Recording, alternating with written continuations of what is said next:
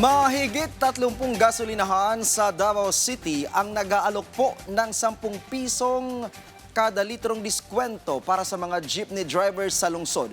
Bahagi po yan ng programa ng LTFRB katuwang ang mga ahensya ng pamahalaan. Yan ang ulat ni Israel Damaulao ng PTV Davao. Hindi nakaligtas sa epekto ng pagtaas ng presyo ng produktong petrolyo ang jeepney driver sa Davao City na si Romnick Merida. Dahil sa 5 biyahe niya kada araw, kakaunti na lamang natitirang kita para sa kanyang pamilya.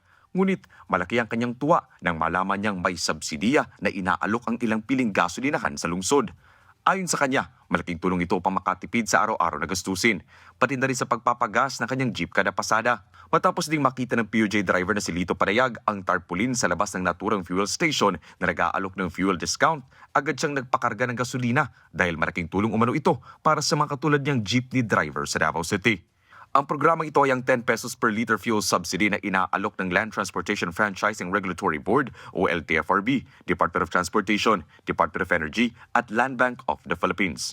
Ilang gasolinahan sa Pilipinas ang nagtutulungan upang maisulong ang subsidiya na inaalok para sa mahigit na nangangailangan dahil sa mataas na presyo ng produktong petrolyo. Kabilang sa maaaring makinabang dito ang mga public utility jeepney drivers at UV Express van drivers.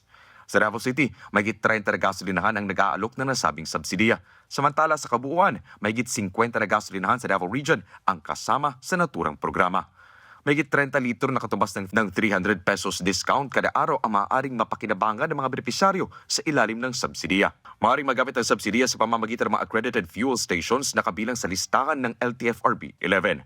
Kailangan lamang na ipakita ng mga PUJ driver kanilang plate number at dito makikita sa fuel station sa pamamagitan ng kanilang app mula sa Land Bank of the Philippines kung ilang litro ng fuel na ang nakonsumo ng isang driver. Ayon sa LTFRB 11, posible man magkaroon ng ilang problema sa paggamit ng app sa mga gas station. Ngunit tiniyak ng tanggapan na mayroon silang mga alternatibong paraan upang patuloy na mapakinabangan ng mga benepisyaryo ang subsidiya. Inaasang magtatagal ng 2 hanggang 3 buwan ang naturang subsidiya. Israel Damaulao para sa Pambansang TV sa Bagong Pilipinas.